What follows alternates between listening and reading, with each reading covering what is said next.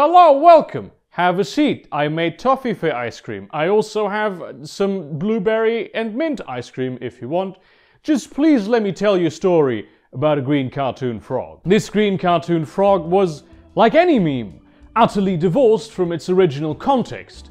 It was a bit like a minibus. Anyone who wanted to express an idea, a thought, a joke with the green cartoon frog would repurpose it, much like a minibus would be repurposed into an ice cream truck, or a prison van, or the literal proverbial short bus. Everyone and their mum used the green cartoon frog.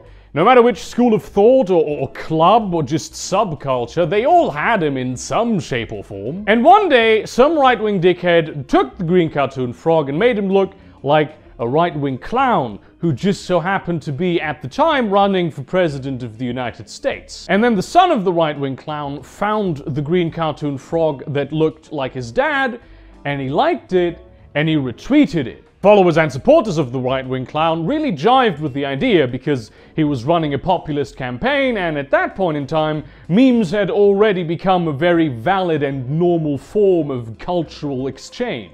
Real actual neo-Nazis who had taken a liking to the green cartoon frog also, at that point, began making their own green cartoon frogs. Except they didn't, because they'd been using the green cartoon frog for years, much like literally everyone else. You had honest-to-God tankies who used the green cartoon frog, you had the regular, the good old-fashioned centrist who used the green cartoon frog, and the fans of the show My Little Pony, Friendship is not an appropriate show to watch if your age is in the double digits, also use the green cartoon frog. Now, the right-wing clown was running against the de facto right-wing cunt, who was trying and failing to drum up any kind of popular support for her campaign. She was known to be horribly corrupt, she ran a terrible campaign, she was uncharismatic, she had bad policy positions. Her biggest achievement and accreditation as a not terrible person was that she recently had stopped being against gay marriage. Plus, she chose to be the poster child for the incestuous relationship between government and industry. The de facto right-wing cunt used shady tactics and powerful cronies to get rid of the only other populist candidate in that very same race, because he had positions that the American people actually wanted. And she did this in a time where the climate was such that in the car that was the United States, the air had gotten so stale that people were willing to open any window for a breath of fresh air, even if they knew the air outside might smell like shit. But she saw the success that the right-wing clown was having with the green cartoon frog, all the populist support that he gained, not because possibly he was just more likable than her or people were so fed up with her. No, it was all the green cartoon frog. And so she decided, with her establishment mates, because that's the only thing they could do, to declare the green cartoon frog a Nazi hate symbol. And that wasn't entirely wrong, because actual real Nazis were in fact using the green cartoon frog to express actual hateful ideas. It just wasn't the whole story, because up until that day, the opposition to these Nazis also used the green cartoon frog. Of course, most of the people who were using the green cartoon frog understood the fact that that's not how it worked, and they were very angry at the de facto right-wing cunt for not understanding their culture. But they were now apprehensive about using it, because after all, the de facto right-wing cunt had just told everyone who didn't exactly know what was actually the case that the green cartoon frog was a Nazi thing that only Nazis used for Nazi purposes. And so the lie about the green cartoon frog was repeated over and over and over and over by people who were supposed to be authorities on such things, until at some point, it became the truth. With a few notable exceptions, the only people who were still using the green cartoon frog were actual Nazis. And not because they had actually claimed that symbol for themselves in a good old-fashioned propaganda war. It was just given to them by people who didn't understand that the green cartoon frog was not in fact the symbol, but the canvas on which symbols could be painted. But the story doesn't end here. Enter the Agents of Chaos. The Agents of Chaos were a very schizophrenic collective because they consisted in large parts of people who had just diametrically opposed ideas to each other, but they were all anonymous, they all understood memes, and they all kind of wanted to have a laugh. The Agents of Chaos saw this process that the green cartoon frog had fallen victim to, and they wondered if they could maybe replicate it. After all, it seemed as though the media and the appropriate watchdog organizations had no idea how any of this meme culture and internet thing works at all. But they were so desperate to pretend like they understood it all that they could probably be fed anything. And the thing is, they could. They totally... It was so incredibly easy to just post some bullshit in the morning, and then by the evening, by dinner time, you'd have some member of the great intelligentsia who know everything about everything repeat that same bullshit on live television. The coat of paint that the media and watchdog organizations were looking for was far right. So all that the Agents of Chaos had to do was throw a paint bucket in that vague direction, and then the hounds would come running. Doing the OK sign, drinking milk, shouting "Ree." All things that previously hadn't been a thing at all, or they hadn't been a thing attached to any ideology, was suddenly a Nazi thing. All the Agents of Chaos had to do was declare it to be true, and it became true. Just have to send it a little bit through the network of Twitter eggs, and some disgruntled journalists would pick up on it, and then it would just work out. Then the Nazis would start doing whatever thing had fallen into their laps today, and then all the other people, if they had been doing it in the first place, would stop doing the thing and just give it to the Nazis. And that, children, is how we got dog whistles. Well, that's not quite the whole story. Dog whistles are actually a real thing that really exists, and they've been used by political extremists, primarily on the right wing, for decades. For instance, the most prominent example of this was during the Civil Rights era in the United States, when politicians, wouldn't say, I want there to still be segregation, I'm all the way team segregation. They would say, oh, I want to protect states' rights. You can probably already see the obvious problem with this. If I'm a politician and I actually do want to champion states' rights, I can't do that because then I am also a segregationist asshole. If you know the dog whistles of the day, you can remedy this. You can just say, well, I'm very much about states' rights, but here's the thing, I'm also very much against segregation. What the fuck? What do I live in this uncivilized shithole of a country for? It's the middle of the 20th century. How have we not stopped with this apartheid shit yet?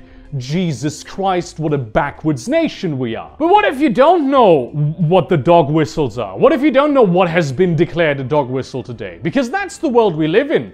The alt-right watchdog groups know the alt-right dog whistles way better than the alt-right does. And the thing is, most of the actual alt-right dog whistles are just super obvious with the slightest bit of context, like they're completely useless as dog whistles. Wait, what do you mean pest control? This doesn't have anything to do with your speech about cleaning the... Oh, I see. No, how about that? The biggest problem with dog whistles is that they are sometimes just terms that people use to describe actual things that are things regardless of the dog whistle connotation. The term cultural Marxist, for instance, I found out recently, is apparently a dog whistle for the Jews. And I didn't find this out because some alt-right cunt used it to actually covertly refer to the Jews. It was instead defined as such in the context of someone who clearly was in no way affiliated with the alt-right, using the term to describe actual cultural Marxists, which are a real thing that exists, and then that person said, well, he probably means the Jews. Now consider the fact that if a watchdog organization declares a thing to be a dog whistle, it will become a dog whistle even if it wasn't before. A, what kind of power are we giving these organizations that are ultimately completely unaccountable? What are their political leanings? What is their organizational networking? Where are they entrenched in the establishment? Because these are powerful organizations. And B, what kind of power are we giving just random Nazis that if they see a term and they don't want it used anymore, they just want to destroy the whole conversation around it, they just adopt it as a dog whistle. And then the whole discourse is ruined. As a matter of fact, right this very second, the subscribe to PewDiePie meme is being co-opted by the alt-right and certain nationalist groups. And this isn't because they think that this can just catch on its own, organically. They know that at some point, some disgruntled journalist with a blue check mark on Twitter is gonna find their posts, and then a whole slew of articles are gonna appear about them. And then everyone is just gonna give them that meme that they didn't originate, that they appropriated, and massively expand their platform while dragging everything else in the mud. And the journalists will write the articles as opposed to just sitting back and watching the whole thing peter out like it would if they didn't reframe the conversation, because that is how they make money, and because that is how they justify their existence. Also, frankly, what kind of power are we giving the agents of chaos who just want to throw wrenches into every system that functions? Most of the modern dog whistles that appeared in the last few years, they're 4chan pranks. Boom! We've been social experimented on. Which, to be fair, it actually is more of a social experiment than most of the social experiment pranks that you used to see on YouTube. Thank God that fucking shit's over. With the question of the experiment being, can we literally fool the vast majority of the big media? And the answer seems to be yes, you definitely can, and it's very easy. And no, 4chan is not, in fact, composed exclusively of Nazis, much like Tumblr is not, in fact, composed exclusively of SJWs. What a stupid and childish view to have of the world. Both of these groups are small minorities on those sites, but they're so loud and notable that they just define the image that other people have of that site. It's a little bit like dog whistles, except it's grown more organically, but the people stay in these communities because they give them something that other communities can't give them. Like, for instance, on 4chan, they can post extremist memes, or pretend to post extremist memes, which I suspect is mostly what happens. The important thing is that it must be possible to criticize cultural Marxism, for instance. Things that have the connotation of being a dog whistle without people immediately assuming and exclusively assuming that you are using a dog whistle. That is central to having a society in which there is freedom of expression. Because declaring something a dog whistle in today's society very often just destroys the entire conversation around that thing and concedes it completely to the alt-right. And considering that the organizations that get to declare what is and what isn't a dog whistle are powerful old institutions with vested political interest, maybe possibly we, the informed public, should take a bit of a nuanced stance when it comes to dog whistles. As a matter of fact, the word dog whistle itself has sort of become a dog whistle, meaning things I would like to censor all discourse about. But even though this is more organically grown than the fake alt-right dog whistles, this one is not declared to be the dog whistle that it sort of is by the relevant organizations, because they wouldn't shoot themselves in the foot. That is stupid. Ultimately, in the context of honest conversational actors, declaring something a dog whistle is only useful if you want to choke or derail the conversation. Instead of giving too much weight to the words that people use, maybe we should try to understand what they actually mean and not just get triggered every time we see a word that's on the naughty list. You know, like a child. Dog whistle or no, a Holocaust denier will still have to deny the Holocaust if pressed on the issue. And then you can laugh at him for denying literally possibly the most well-documented war crime of all time. You know, like you would laugh at a flat earther who is clearly believes something that is not congruent with reality whatsoever. Every time you accuse someone of dog whistling, that's a wasted opportunity where you could have gone, hold up, what do you mean by that? And or you could have just criticized their points and demonstrated that you are correct and they are not. And yes, if we stop caring about dog whistles, there will still be dog whistling. And there will still be cases where you're just not sure because there is no obvious answer. But maybe how about you use your fucking brain and don't wait for other people to just tell you what you believe. Taking away the power of dog whistles gives us two immensely valuable things. Number one, powerful public figures with unclear political motivations no longer get to frame the discourse of an open society. And number two, Nazis don't get to frame the discourse of an open society. To be frank, I hate the leftists that just choose to paint everything that they see with a big old Nazi brush. I hate the leftists that just concede everything the alt-right touches to the alt-right, so they can indulge in their victimhood and persecution complex. You are pushing people to the right. You are making the right wing look cool by being neurotic busybodies who want to control what other people can and cannot say. It's just obvious to anyone with half a brain that all you're trying to do is control the public discourse. And that makes people very suspicious. You remember the Westboro Baptist Church? And also, you know how nobody gives a shit about them anymore? That's because they were allowed to do their thing. They went out there and they spewed their hateful messages and people didn't like it, but they never tried to stop them and they never got any sympathy. They weren't given the armor of victimhood. Because when you use your institutional power to silence any kind of even the most extreme ideas, regular people will go, now hold up, I don't like that guy, I don't agree with that guy, I think that guy's an asshole. But you stopped him from talking.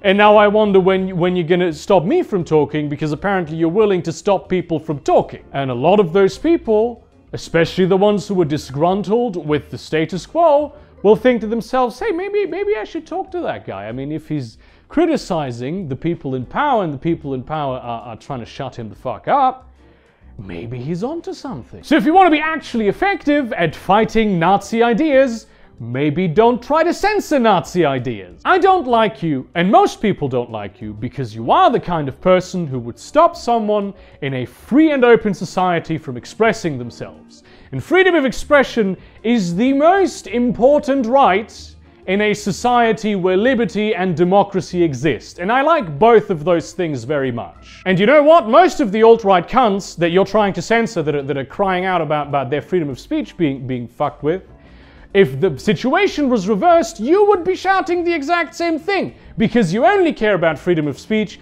when it's your speech. And that makes you a huge arsehole and a danger to freedom and democracy and someone who would be cool with tyranny. It doesn't matter if you're left, right, deep, orange. That makes you a bad person, and that makes you a person that should be fought. This isn't so much about fighting the alt-right as it is about fighting political polarization and extremism, especially extremism that veers into violence. Because when tyrants happen, that's not just because one side out of nowhere gained a lot of power. It is in times where the public discourse is defined by the extremists that there can be political instability and potential vacuums of power that these extremists can seize by violent means. Only when violence becomes an option, tyrants are born. And anytime you're talking to someone, having a discourse with someone, or encouraging other people to have a discussion, you are not encouraging violence, you're encouraging talking. And when two people are talking to each other, they're not punching each other in the face. Because remember, ground-seeded to one kind of violent extremist is ground-seeded to all kinds of violent extremists. Thank you very much for watching this video. I appreciate all of you. Like, comment, subscribe, do all the things. Share this to your relevant communities, but do not spam them. Consider supporting me on Patreon or buying some of my merchandise. Maybe follow me on Twitter. I don't tweet many interesting things, but just do it. And that spirit, turn on your brain. Maybe look at what people have to say and analyze if maybe that's really what they wanted to say, question them, and if you have superior ideas, which I believe the left does, use them and not your power, because people who use their power are people who will abuse their power. And see you around, cunts.